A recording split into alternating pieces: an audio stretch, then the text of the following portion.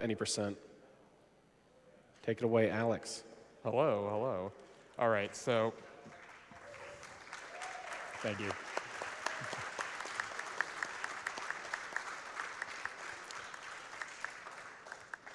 All right, so we're going to start up right now. Timing's going to start as soon as I hit enter and start the run timer here. So I'm going to do that in 3, 2, 1, go.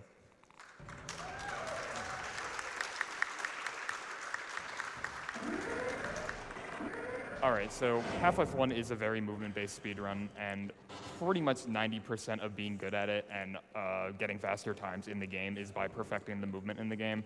There are very few things in this game that aren't based around the movement, which, as you can see, is bunny hopping, where essentially when we strafe in the air, we build up some speed, and then we can continue building up more speed by continuing to string together jumps, because if you jump as soon as you hit the ground, you basically keep all of your speed. Now, something you're also noticing is that we lowered our FPS there. The reason we're doing that is because NPCs actually turn faster when you lower your frame rate in this game. It does a few other things as well, like make it so that you don't take as much fall damage, but we don't use that as much as we do for the NPC turning fasterness. So the first chapter of the run here is fairly slow, but after this chapter, it gets really, really fast, and there's pretty much no downtime in the run after we get to the next chapter of the game. So once we get past this first chapter, things will be getting a lot more interesting. So Alex actually went backwards and forwards through a load 3 times there. That was on purpose. It actually manipulates the way the scientist moves and lets Gordon push him into the door, letting him open it before that dialogue plays out, saving a bunch of time. Yeah, we're doing the same thing here. We're just pushing them closer to the consoles so that when they open the door, they do it a little bit faster. But we're going to be basically doing nothing for the next 3 minutes, so you can read donations now. All right, sounds good. Got a bunch, just came in. Got $10 from Andy Westside saying, "Greetings from Sweden. Happy to donate to the greatest game of my childhood, Half-Life. This is a great event. Keep up the good work." $150 from Anonymous saying, "Loving everything y'all are doing.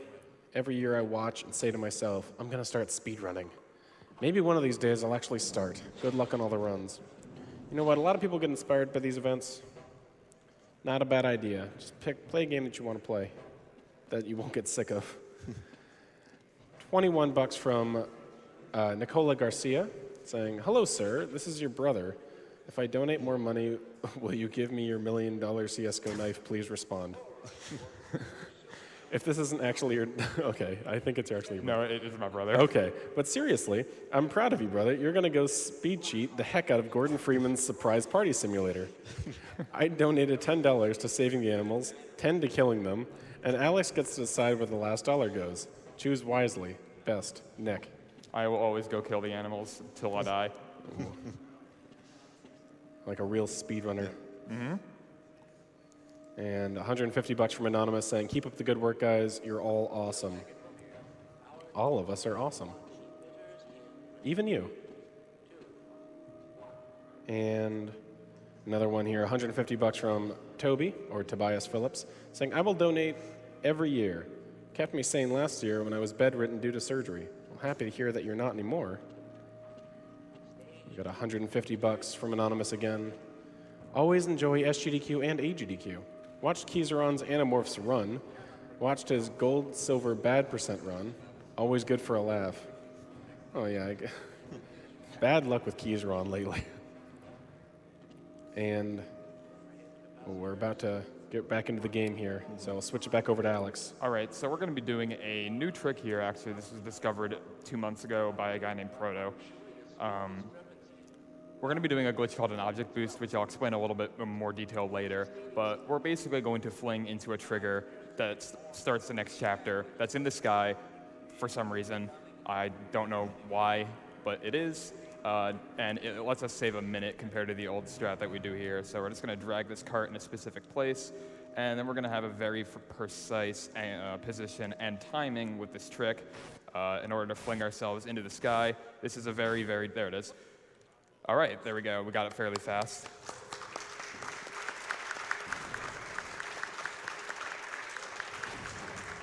All right, so that trick essentially flings us into the sky. We hit a trigger that starts the next chapter, then we just drop down to get into unforeseen consequences.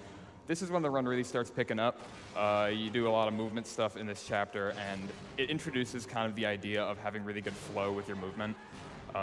Having just fast bunny hops isn't necessarily always what you want. You want to be able to control it really well as well.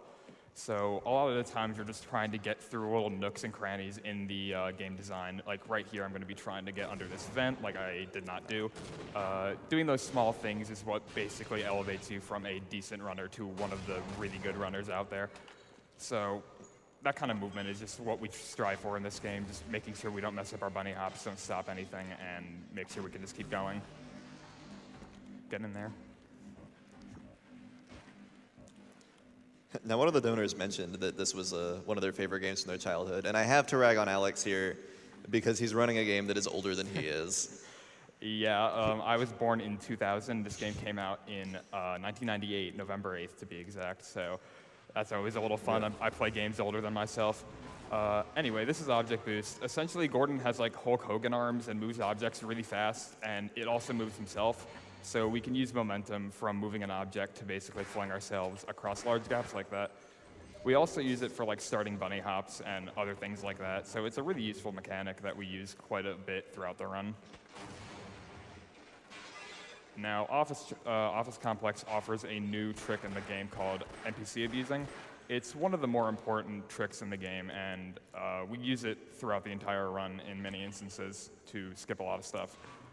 Essentially, if you scare an NPC either with a grenade or just by shooting them in the foot or something like that, they will open doors for you.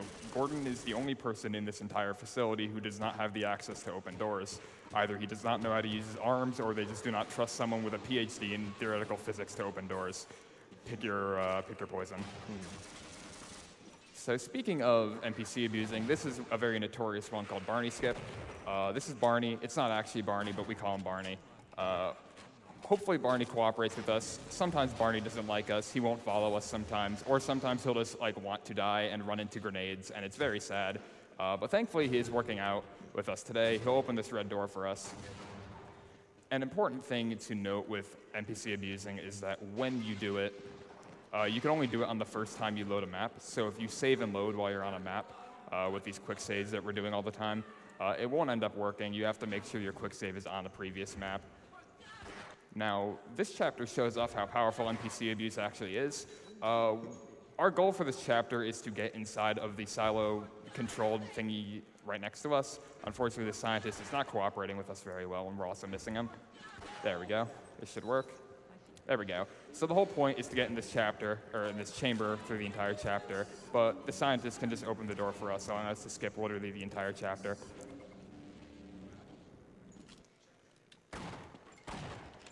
Now, Blast Pit is the first longer chapter of the run.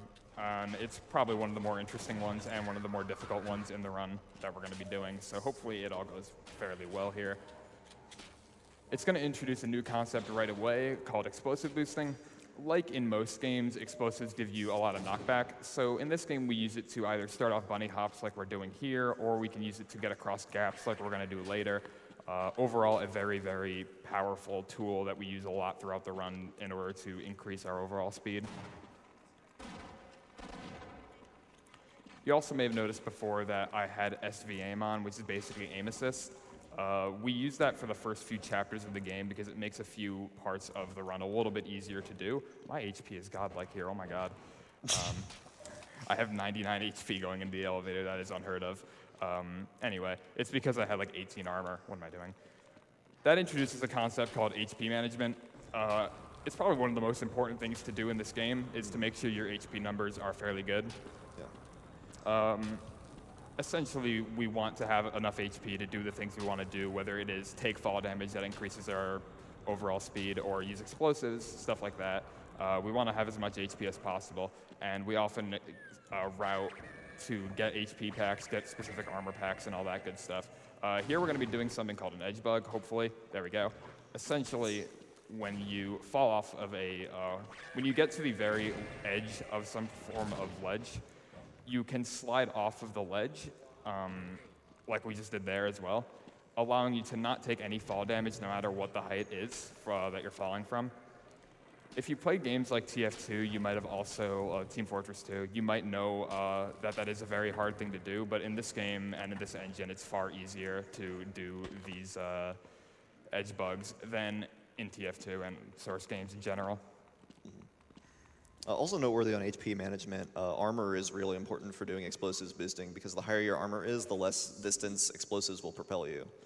So it's really important to keep your armor at a reasonable level if you want to do explosive boosting. Yeah, for instance, there we just walk into that electric water, which lowers our armor to the perfect value to do this grenade boost. Yeah, we just skipped that entire little section there.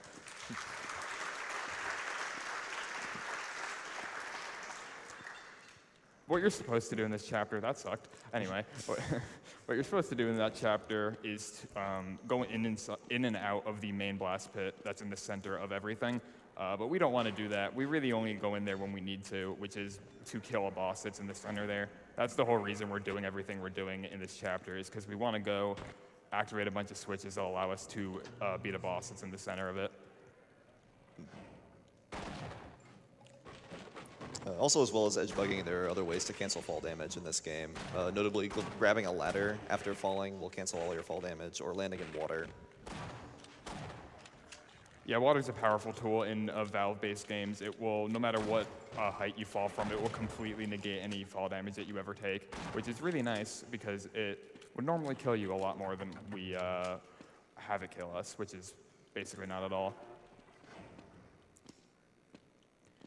All right, so we're going to be going into the center room here, which will allow us to continue on to the next chapter of the game after we kill this guy. Now, this guy is a tentacle monster. His behavior is mostly random. Sometimes he is very mean to us and will hit you a lot, but thankfully that time he decided not to. We basically just activate a button through a wall there, allowing him to get burned to a crisp by a bunch of fire blasts, and in the meantime, we're just going to let this guy heal us. Scientists heal you for 25 HP if you're below 50 or 51 health. We use that quite a bit in order to get our HP back up to places where we want it to be. Often in times where we have nothing better to do because we're waiting for a specific event to play out. In a second here, we're going to be doing a weird thing called a duck roll, where essentially on our mouse wheel we spam crouch a bunch, which for whatever reason when you do it with a dolphin dive out of a water source of some kind, will give you a lot of speed. We use that to get through the goo a little bit faster there. And we're going to be sliding down here and hopefully not dying. We're going to die. Nope, okay, good. Right here, we're going to be throwing a grenade under that box there in order to push some items that are going to spawn from that box onto this map, because we want to get them in order to do a skip later. You can also jump on trip mines once they're active, so we use that to skip this entire chapter, so that's pretty neat.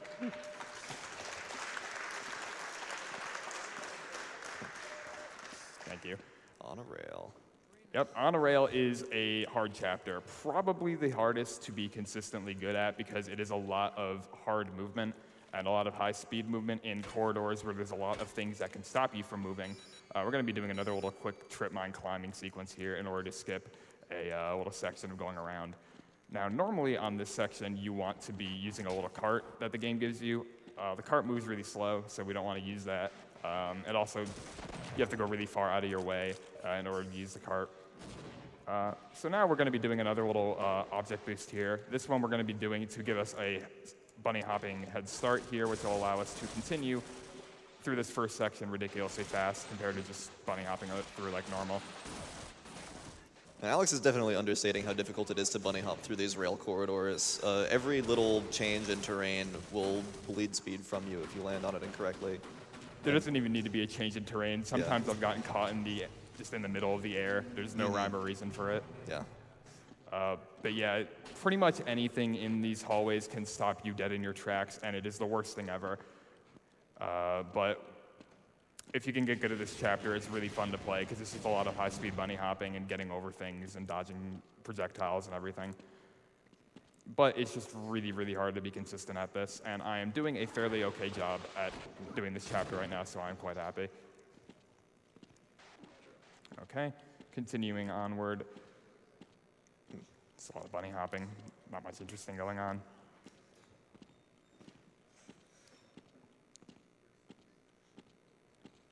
All right. Got some explosive boxes up here. We're just going to break them before they can cause us any problems. If you wait too long, they will obviously kill you. But if you shoot them pretty much as soon as you see them, you'll be completely fine. Hopefully we can bunny hop past these two boys right here. Very, very good. And we're going to be trying to do another edge bug here. This one's a little finicky. It sometimes doesn't work for me, so hopefully we can get it. This one doesn't save that much time. We did not. I'm not going to go for it again. We're just going to go around. There we go. Also not a bad thing because we should probably heal up a little bit. Our HP is dangerously low there. The only reason why we're worried about it is because that guy, as he just did, likes to hit us. So ideally we just have enough to survive one bullet and then we generally are fine.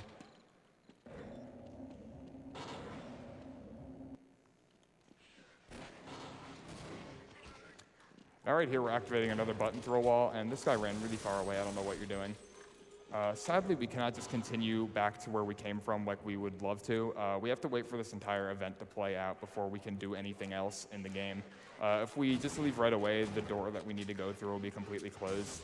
How are you still alive? Hello, sir. Thank you. So we just have to wait for this entire event to play out, or we will not be able to continue with the game. So this rocket's just doing things. Yeah, go ahead. You go ahead.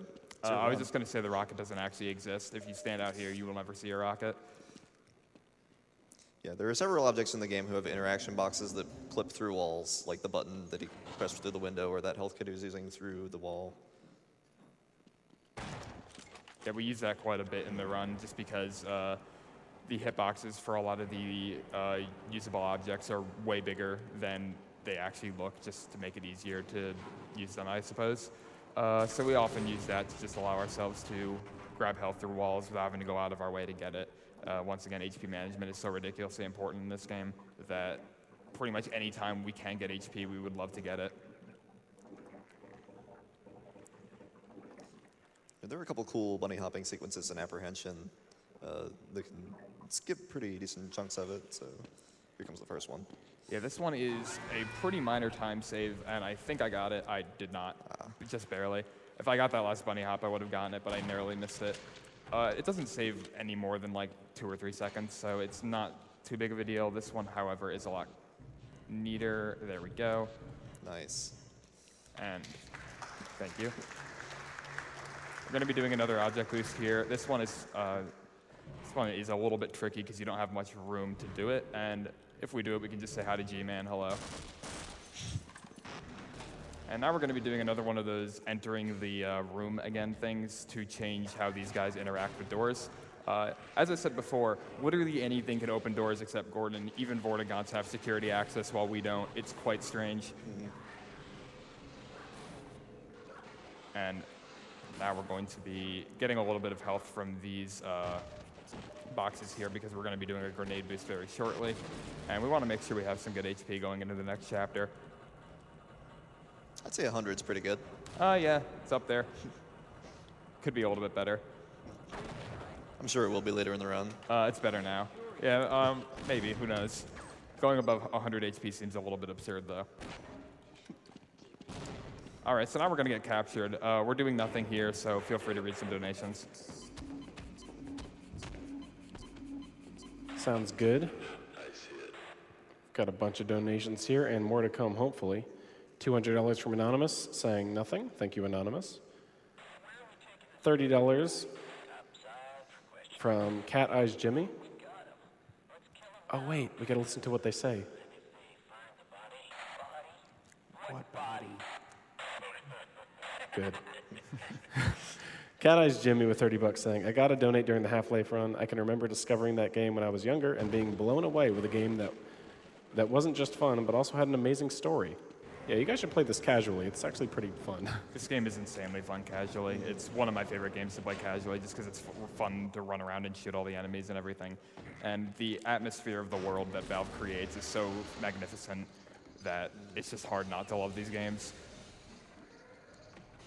Not really much interesting going on in Residue. We're just going to be doing some generic movement. There's not really anything particularly fun or new that we're going to be doing here, so a few more donations couldn't hurt. Absolutely. $50 from Marish saying Edo Bean and then Bubbles on announcement. Tonight is the jackpot. $50 yesterday and another $50. We'll try to win some more PC gear. Let's keep pushing to 2 million. Yeah, guys, we're at 377,000 right now. Earlier when I was hosting today, we're at about 290. And we've raised a significant amount in a very short amount of time, as we always do. Super proud of you guys.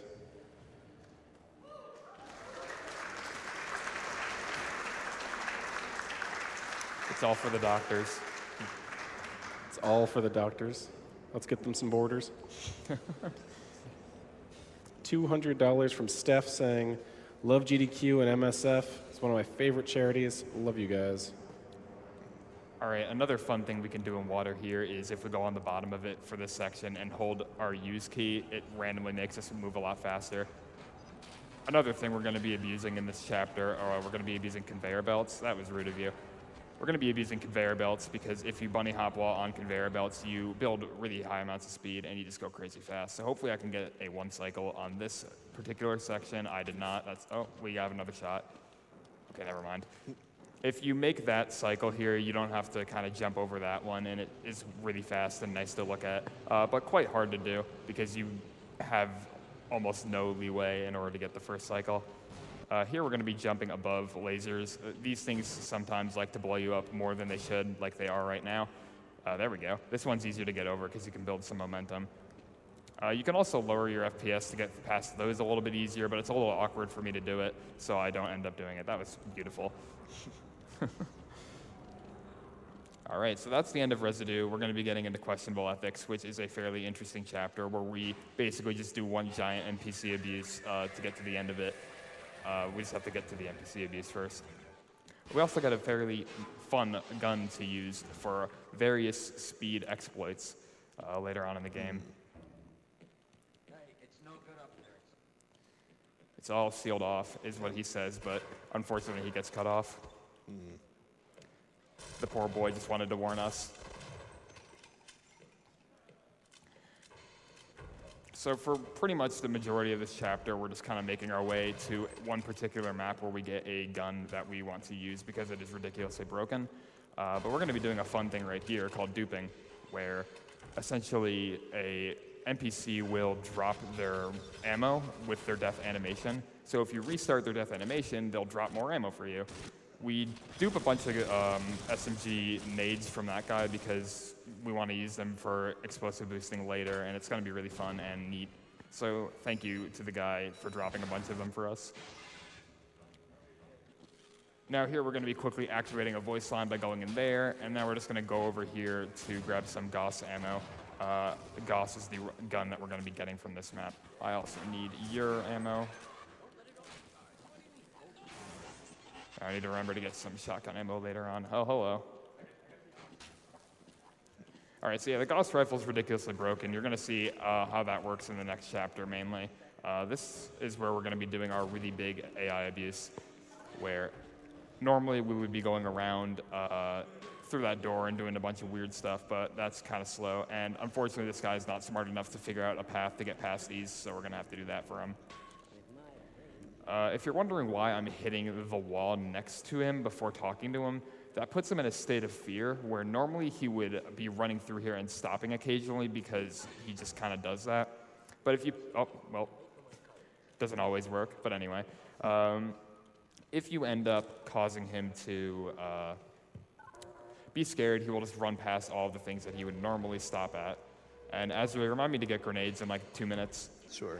Thanks. Get grenades in like 2 minutes. Okay, thanks. Hey, get some grenades in like 2 minutes. Thank you, dude. I appreciate it. Okay, so the Gauss rifle, as you can see, also gives us backwards momentum. Whatever direction we shoot it in, it goes us in the other way. We use that to do really big boosts like that. The ideal boost there is where you can grab onto this ladder, canceling all your falling momentum, but it's quite hard to do, probably the hardest thing you do in this chapter. And now we're going to be doing a little satchel boost. in order to skip a little section up here. So we're going to be pulling out the satchel and boosting with it. There we go. And we're going to be just jumping our way through here.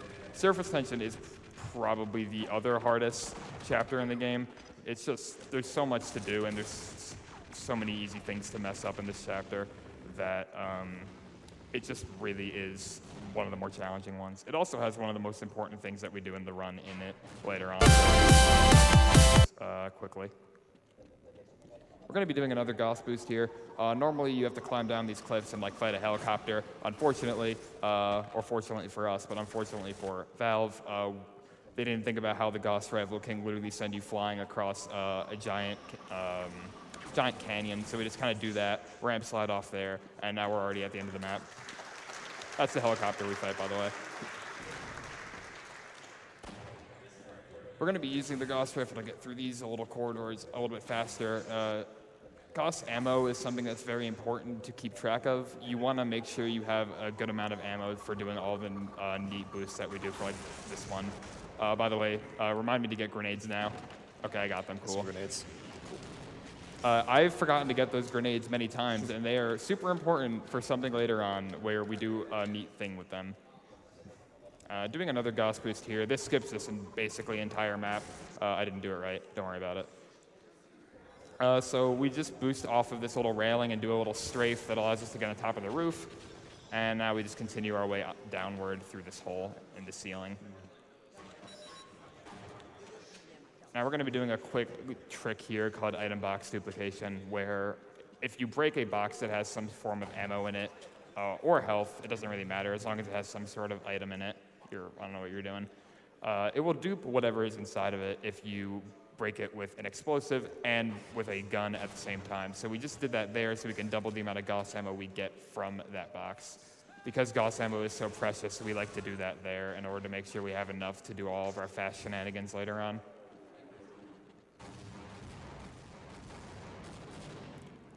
So we're just going to do a quick grenade boost on top of here, drop our way down, and go to the most important map in the run with my favorite thing in the entire game.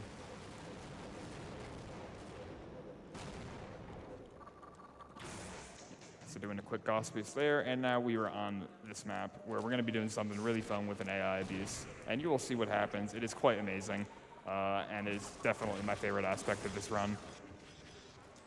Because there's an AI boost here, he can't make a save at all, and if he makes a mistake here, he'll have to redo the whole map, so hopefully we get this in one shot. Yeah, this is not super difficult to do. The AI can sometimes not work with you, which can be a bit of a problem. Hopefully this guy is, thankfully he is. So we're going to scare him with a grenade into opening this door for us, and yeah, HP management isn't really an issue anymore, because this door is giving us 1 HP every second, or every frame, I should say. Giving us 250 HP per second, essentially giving us all the HP we'll ever need for the rest of the run. So we're going to be able to do some really crazy stuff later on with this crazy amount of HP. I haven't been counting the cycles. Have either of you? All right. Just wait a little longer. Let's just do 5 more. Yeah.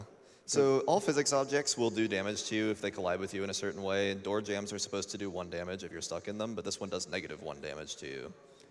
Yeah, it's really convenient because IHD pretty much enables the rest of the run to be ridiculous. The next chapter in particular is probably my favorite to play through just because of the amount of ridiculous explosive boosting and everything that you can do in it. Oh, that's a shame. Now, in a normal run of this game where I would know how much HP I have, because I would count how many cycles we had, I would get about 10 to 11. Which is basically about like 2,500 HP, I believe. And you don't want to waste your HP even though you have so much. You want to make sure that this HP will last you to the end of the game because that was a shame. Normally I'm supposed to get a nice little grenade boost there, but I kind of messed up a little bit. It's no big deal. Hopefully I can just get the next few maps going a little bit better. Anyway, you want to make sure you can finish the run with all this IHD HP, because if you can't, then it's really sad, and you'll end up probably just killing your run by dying on the final boss or something. So here we're going to be doing a quick grenade boost, and then we're going to be save loading our game once we're down here, because we want to do a trick that allows us to close this door basically instantly with the Hornet gun. The Hornet gun, for some reason, likes to close doors. It's really convenient, so we can use it to close the doors a little bit faster for us so we don't have to wait for the animation of the door opening completely. Now these guys can cause my game to crash, so I'm going to kill them. This game also tends to crash whenever the heck it wants to. It's quite a shame. Thankfully it hasn't happened yet, but I may have jinxed it, and it might happen still. It's not too big of a deal if it does. It will probably just be like a 30-second time loss RTA or something like that. Other things that can crash the game are getting hit by a hornet gun from an enemy when you're on a different map than when it was shot on, or grabbing an item too quickly after it spawns from a box. All right, now this next AI abuse is quite tricky to do. Hopefully I can get the fastest one. There are 3 different ones you can kind of get, and hopefully I will get the good one. So we're going to be killing those 2 grunts with 1 Gauss shot, throwing a grenade behind us to kill that one, using an SMG grenade to kill that one, and then damaging him through the wall. I got the fastest one, so that's really neat. Which will cause them to immediately run over to that door, opening it for us, where normally we'd have to wait for him to either open it, or we'd have to wait for him to be done opening the first door for us, shoot him with an SMG, and then he'll run over to the door and open it. That room is ridiculously hard. Yeah, I've practiced that quite a bit. It can go well so easily because you need to be extremely fast in order to make it to him in time. Otherwise, for some reason, the Gauss shot will kill him if you go too slowly. And killing him outright is definitely the worst thing you can do because you'll have to redo the entire map. Now, the core itself of Lambda Core has some of the more fun grenade boosts. For instance, this double boost, which hopefully I can get. And I did, thank God. That allows you to skip that entire map there. Thank you. Now here I'm on a bit of a timer to get like a 1-cycle thing going. I might not get it because I am going a bit slow already, but hopefully we can get something going where if we get there fast enough, we can just immediately do a SMG nade boost, and we got it. Very good. And now we're going to be doing another NPC abuse. This one allows us to skip a cutscene that could potentially happen if we don't do it. We basically scare this guard into we get this guard angry with us, which allows him to open the door. Then we throw a grenade behind us, which immediately makes him scared of us, so he'll run away and open this next door for us. So instead of watching a ridiculously long cutscene where the portal opens and everything, we can just immediately get in here, shoot a hornet gun in the thing, which lets us activate it early for reasons. Normally it'll kill whatever falls into it immediately, which is normally just Gordon. But if you shoot the Hornet gun in it, it'll trigger the kill on the Hornet instead of on Gordon and let you use the portal. Yeah, and right here, hopefully I got that, we're shot an SMG nade there, which freed some weird shard things that are on a cycle that open a portal for us to get to the next chapter. We're not going to be doing anything interesting. We're just going to be fighting a boss here, so you can read 2 or 3 donations if you want. Sounds good, my man. We've got $5 from your boy Trash Bat. Saying, good morning. It's 3:30 a.m. here from Germany. Looking forward to a great run, and also greetings from the denizens of the trash pile, the Fox Box, and the Alex Discord. We're eagerly watching and wishing you the best of luck. Also, I'm glad I didn't have to remind you to get a dang crosshair. Yeah, thankfully I was reminding myself to get a crosshair before the run started, which lets you do the test chamber skip way easier. Continue reading, though. Of course. $500 from Stephen Andrews. That's a lot of money. Yeah, you should talk for that, by the way. Yeah, just in case you didn't know. Love Half-Life, and I love GDQ. Keep it up. Thank you. That was so pure. $10 from Tyler White, saying, Half-Life is one of my most favorite games ever. Glad to see it on SGDQ. And we got $50 from Bob's Revenge, saying, I love the Half-Life series. May Gaben bless us with Half-Life 3 soon. I wonder if they're ever going to come out with that. What do you think, chat? And oh, this is a good one. $10 from Dad Jokes Done Quick. Dad Jokes Done Quick here. What is Gordon Freeman's favorite place to hang out with his bird friends? At the Crowbar. Boo. I liked it. I'm going to donate $10 and a bad joke every night of GDQ. And if you read them all on air, I'll donate an extra $100 during the finale. So far, so good. Thank you. You're all wonderful. Money goes to the runner's choice. All right, so we just skipped the 3rd section of that fight against the Gonarch, which is a fully grown female head crab. Generally, you're in a normal playthrough, you'd fight her for a third phase, but instead we just throw a bunch of explosives at the floor, which causes it to open, allowing us to just completely skip the third phase of the fight. And we're going to be on, this is the second to last chapter, Interloper. The last chapter is just the final boss fight, so we're very close to the end of the run here. Run will probably be over within the next like 2 minutes, so yeah, hopefully we can get some good stuff going here. We're just going to be doing some more grenade boosts with all of our infinite health. It's quite nice being able to just go through this game like this.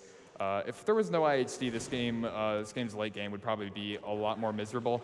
But because of IHD and just having to not worry about HP management at all, the final half of this game is so insanely fun compared to the first half, and at least for me.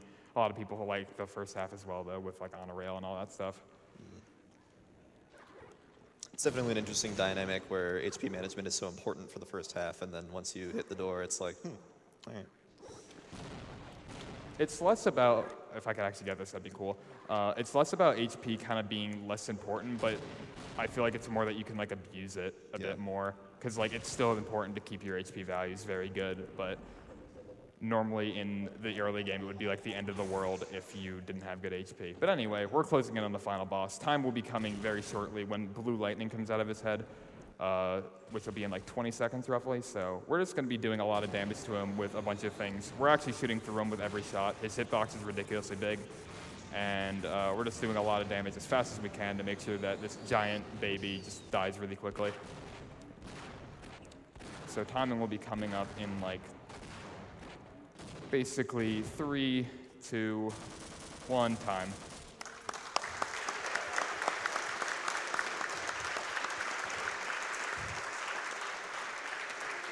$35.33, not bad. I hit this timer during the run. This is the in-game timer. We have an extension called Bunny Mod made by a fabulous man named Yalter. Shout out to Yalter. He basically carries a lot of stuff having to do with Gold Source and Source. But yeah, that was Half-Life 1. A few shout-outs really quick. First, shout-out to Shasta. I was originally not planning on submitting this game at all because I didn't feel I was actually going to be prepared enough to give a good run.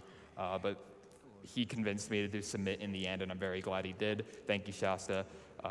Another shout-out to my brother, Nick, for being very encouraging throughout this entire process of me practicing and getting better at this game. It's been an adventure over the last 3 months trying to improve myself at this game to feel ready to show it off in all of its glory, and I felt like I did a fairly decent job at that. And final most important shout out to sourcefriends.org. SourceFriends is an amazing community, and they've been insanely supportive as well over the last few months of me improving at this game, and I love each and every one of them. Specific shout outs to people like Deathwing UA, Rain TNT, Dot, Shar, Trades, Yalter again. Just thank you all so much for being so supportive and making sure that I felt like I was part of the community and everything. And if you are curious in getting into a game like Half-Life or Portal or Half-Life 2, sourcefriends.org is an excellent place to go to learn about the runs and get better at them. So thank you to the SourceFriends community for everything.